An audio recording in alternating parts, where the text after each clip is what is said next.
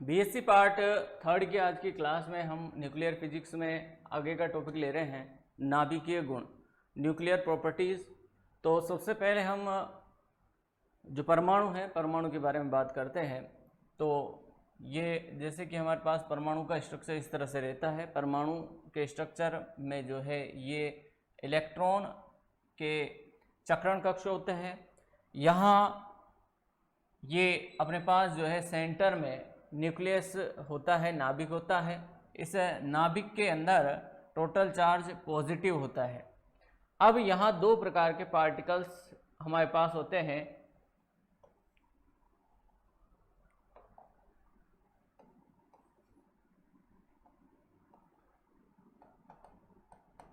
यहाँ हमारे पास इसमें दो प्रकार के पार्टिकल्स होते हैं, प्रोटॉन और न्यूट्रॉन। प्रोटॉन जो पार्टिकल है, प्रोटॉन पार्टिकल्स पे हम जानते हैं कि पॉजिटिव आवेश होता है। यहाँ जो आवेश है वो प्लस के रूप में रहता है, और जो न्यूट्रॉन है, न्यूट्रॉन पर आवेश का मान 0 होता है। न्यूट्रॉन पर किसी प्रकार का कोई आवेश यहाँ नहीं रहता है। और जो प्रोटॉन है, प्रोटॉन पे जो एक आवेश का मान होता है वो 1.6 × 10⁻⁻19 कूलाम के बराबर होता है। तो यहाँ ये न्यूक्लियस की प्रॉपर्टी हुई। बात करते हैं, यदि इस न्यूक्लियस पर कोई अल्फा पार्टिकल जो है अटैक करे, जैसा कि हमने पाया रदरफोर्ड प्रकीर्णन प्रयोग में। तो रदरफोर्ड प्रकीर्णन प्रयोग के अंतर्गत हमने देखा था कि रदरफोर्ड के द्वारा अल्फा कणों को जब इस न्यूक्लियस पर θ = एंगल पे इस पर आपतित किया जाता है, तो यहाँ पर पॉजिटिव जो आवेश है इसकी पुष्टि इस प्रयोग के द्वारा हमने स्पष्ट की थी। अब यहाँ जो इन दोनों जो अल्फा पार्टिकल है और जो न्यूक्लियस है उसके बीच जो है मिनिमम डिस्टेंस हम स्मॉल x के रूप में लेते हैं। यहाँ पर ये एक दूसरे से अंतर क्रिया करते हैं, और हम जानते हैं कि जो अल्फा पार्टिकल है, अल्फा पार्टिकल पर जो आवेश है वो 2 इलेक्ट्रॉन के आवेश के बराबर यहाँ रहता है। अब इसके गुणों की बात करें तो सबसे पहले मैं लेता हूँ इसके गुणों के अंतर्गत जो नाभिक है। नाभिक में नाभिक का जो द्रव्यमान है, परमाणु का जो द्रव्यमान है, उस पर हम यहाँ डिस्कस करेंगे। तो NZA के रूप में हम इसे रिप्रेजेंट करते हैं। यहाँ जो Z है, Z रिप्रेजेंट करता है जो भी तत्व लिया गया है उस तत्व में उपस्थित प्रोटॉनों की संख्या को, प्रोटॉन नंबर, या यूँ भी कह सकते हैं कि उसमें उपस्थित इलेक्ट्रॉनों की संख्या या प्रोटॉनों की संख्या है किसके बराबर होती है, उसके परमाणु क्रमांक के बराबर होती है। जो अब बात करते हैं N, ये है आपके पास न्यूट्रॉन। तो जो न्यूट्रॉनों की संख्या है वो यहाँ लिखी जाती है, न्यूट्रॉन नंबर।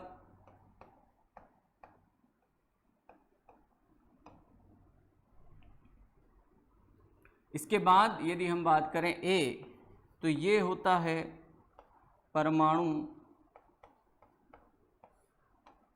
द्रव्यमान। और जो परमाणु द्रव्यमान है वो Z और N, यानी कि A = Z + N, यानी कि प्रोटॉन्स की संख्या और न्यूट्रॉन्स की संख्या के योग के बराबर ये रहता है। यानी कि प्रोटॉन प्लस न्यूट्रॉन की संख्या के तुल्य जो द्रव्यमान है, परमाणु द्रव्यमान, वो उपस्थित रहता है। अब हम इसके बाद चर्चा करेंगे आगे कुछ जो परमाणु है उस परमाणु के नाभिक के कुछ गुणों की। अब हम देखते हैं नाभिक के प्रमुख गुण, जिनको हम 1 बाय 1 स्टडी करने जा रहे हैं। तो आज हम नाभिक के गुणों पर चर्चा करेंगे। तो सबसे पहले जो नाभिक का गुण है, नंबर 1, नाभिक का आकार, नाभिक की त्रिज्या। कि नाभिक का आकार क्या रहेगा, नाभिक की त्रिज्या कितनी होगी। बाद में हम लेंगे इसके बाद नाभिक का घनत्व, नाभिक की डेंसिटी, नाभिक का चुंबकीय आघूर्ण, नाभिक का जो है चतुर्ध्रुव आघूर्ण, और एट लास्ट 5 नंबर पे हम लेंगे नाभिक का कोणीय संवेग। अब हम इससे में जो है सबसे फर्स्ट नाभिक के आकार को डिस्कस करेंगे, नाभिक की त्रिज्या को डिस्कस करेंगे, जो कि रदरफोर्ड के द्वारा प्रस्तुत की गई थी। तो यहां हम रदरफोर्ड के प्रकीर्णन प्रयोग की बात करें तो रदरफोर्ड ने जब पतली जो है सोने की फिल्म पर अल्फा कणों को डिटेक्ट किया, अल्फा प्रकीर्णन प्रयोग को किया, तो उसमें उसने पाया कि जो नाभिक है उस नाभिक में पॉजिटिव आवेश होता है और उस नाभिक का कुछ ना कुछ द्रव्यमान होता है, कुछ ना कुछ उसका आकार होता है। तो उसने बताया कि जो उसकी नाभिक की जो त्रिज्या है, नाभिक की त्रिज्या r is proportional to a की पावर 1/3, यानी कि जो उसकी परमाणु का द्रव्यमान है, परमाणु का द्रव्यमान की 1/3 पावर के प्रोपोर्शनल होता है रेडियस, उसकी त्रिज्या, ये उसका आकार होता है। और r इज इक्वल टू, यदि हम प्रोपोर्शनल हटाएं तो r0 a की पावर 1/3 के रूप में ये हमें फाइंड आउट होता है। यहाँ जो r0 है, r0 एक कांस्टेंट टर्म है और इस r0 टर्म का जो मान है वो होता है 1.2 इंटू 10 की पावर -15 के तुल्य होता है, यानी कि 1.2 इंटू 10 की पावर -15 मीटर की कोटि का ये होता है। अब इसे कई बार एग्जाम्स में फर्मी यूनिट के रूप में भी प्रदर्शित किया जाता है। तो r0 is equal to 1.2 Fermi के रूप में दिया जाता है। और कई बार प्रश्न पूछा गया है आधे नंबर के प्रश्न में कि एक फर्मी का मान कितना होता है। तो एक फर्मी का मान, ध्यान रखें, एक फर्मी बराबर होता है आपके पास 10 की घात -15 मीटर की कोटि का। एक फर्मी का मान कितना होता है? 10 की घात -15 मीटर की कोटि का होता है। अब ये नाभिक के आकार की बात के बाद हम बात करते हैं वॉल्यूम की, जो उसका जो आयतन है वो कितना होगा। तो जो नाभिक है, नाभिक के यदि हम आयतन की बात करें तो v इज इक्वल टू, इसे एक तरीके से गोला मान सकते हैं। तो गोले का जो आयतन होता है वो होता है 4/3 पाई आर क्यू के रूप में।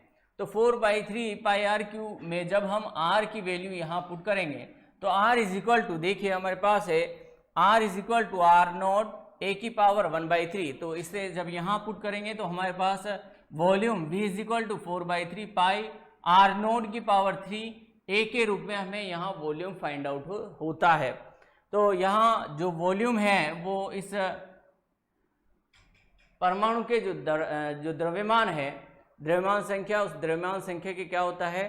प्रोपोर्शनल होता है, समानुपाती होता है। और जब समानुपाती स्थिरांक को हटाते हैं तो एक कांस्टेंट टर्म v0 के रूप में हमें यहाँ प्राप्त होती है। आज की बीएससी थर्ड ईयर की क्लास में हम इतना ही पढ़ेंगे। नेक्स्ट क्लास में हम इसके घनत्व, इसके चतुर्ध्रुव आघूर्ण, कोणीय संवेग, इन पर डिस्कशन करेंगे। आज की क्लास में इतना ही। आप इनको जो है नोट डाउन करते जाएं, नोट्स बनाते जाएं। Thank you all of students.